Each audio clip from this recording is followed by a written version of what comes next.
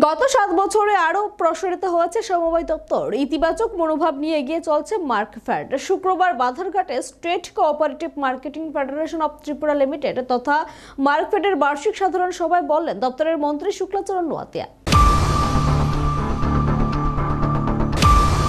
শুক্রবার বাধারঘাটে the state cooperative marketing federation of Tripura limited তথা মার্কফেডের বার্ষিক সাধারণ সভা অনুষ্ঠিত হয়। এই বার্ষিক সাধারণ সভায় পৌরোহিত্য করেন সমবায় দপ্তরের মন্ত্রী শুক্লাচরণ নোয়াতিয়া। বৈঠকে উপস্থিত ছিলেন বিধায়িকা মীনারানী সরকার সহ সমবায় দপ্তরের আধিকারিকরা।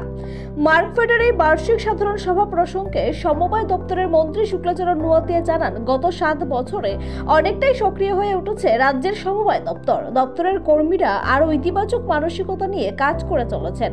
সমবায় দপ্তরের লক্ষ্য আরো বেশি করে সমবায় দপ্তরকে কিভাবে মানুষের কাছে পৌঁছানো যায়।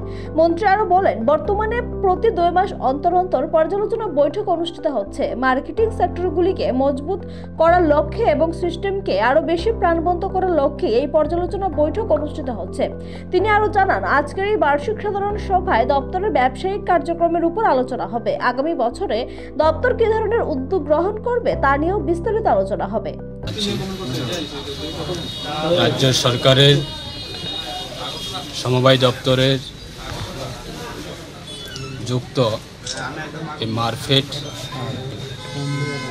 মার্কেটিং কোঅপারেটিভ তাদের প্রত্যেক বছরের মতো এই বছরেও